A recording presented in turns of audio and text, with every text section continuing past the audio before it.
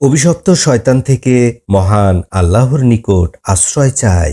সকল প্রশংসা সমগ্র বিশ্বের প্রতিপালক মহান আল্লাহর জন্য।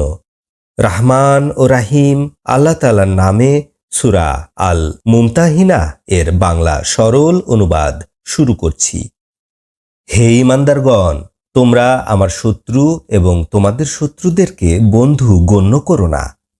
তোমরা তাদের কাছে ভালোবাসার খবর পৌঁছাচ্ছ, অথচ তোমাদের কাছে যে সত্য এসেছে তা তারা অস্বীকার করেছে। আল্লাহ তোমাদের রব, তার উপরে ঈমান আনার কারণে রাসূলকে এবং তোমাদেরকে বহিষ্কার করেছে। যদি তোমরা আমার রাস্তায় জিহাদের উদ্দেশ্যে বের হও, আমার সন্তুষ্টি লাভ করতে চাও, তাহলে কি তাদের সাথে গোপনে বন্ধুত্ব করবে? অথচ আমি জানি যা তোমরা গোপন করো এবং যা তোমরা প্রকাশ করো। তোমাদের মধ্যে যে এ কাজ করবে সে সরল পথ হারাবে।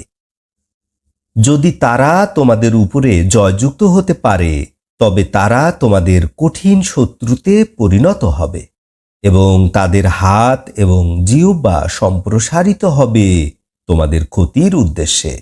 তারা চায় তোমরাও যেন কুফরি করো। তোমাদের আত্মীয় স্বজন, তোমাদের সন্তান সন্ততি কিয়ামতের দিন তোমাদের কোনো উপকারে আসবে না। আল্লাহ তাআলা তোমাদের মাঝে ফয়সালা করবেন। আল্লাহ তাআলা তোমাদের যাবতীয় কাজকর্ম দেখেন। নিশ্চয় তোমাদের জন্য রয়েছে উত্তম আদর্শ ইব্রাহিমের মধ্যে এবং তার সাথীদের মধ্যে, যখন তারা তাদের জাতিকে বলেছিলেন, আমরা তোমাদের প্রতি অসন্তুষ্ট এবং আল্লাহকে বাদ দিয়ে যাদের ইবাদত করছো তাদের প্রতিও অসন্তুষ্ট। তোমাদের প্রতি আমরা অস্বীকৃতি জানাই।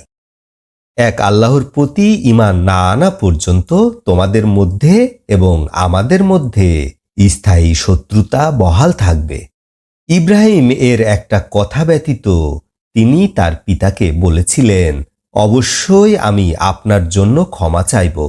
আপনার ব্যাপারে আল্লাহর কাছে আমি কিছু করার ক্ষমতা রাখি না। হে আমাদের রব, আপনার উপরেই আমরা নির্ভর করি, আপনার অভিমুখী হই এবং আপনার কাছেই আমাদের প্রত্যাবর্তন।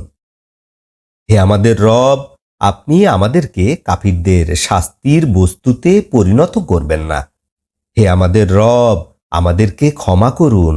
নিশ্চয় আপনি পরাক্রমশালী মহাজ্ঞানী। নিশ্চয় তাদের মধ্যে রয়েছে তোমাদের জন্য উত্তম আদর্শ, যারা আল্লাহর সন্তুষ্টি চায় এবং পরকাল চায় এবং যারা ফিরে যায়। নিশ্চয় আল্লাহ তাআলা অমুখাপেক্ষী প্রশংসিত। তোমাদের মধ্যে এবং যাদের মধ্যে শত্রুতা রয়েছে, অনতিবিলম্বে আল্লাহ তাআলা তোমাদের মধ্যে এবং তাদের মধ্যে বন্ধুত্ব সৃষ্টি করে দিতে পারেন।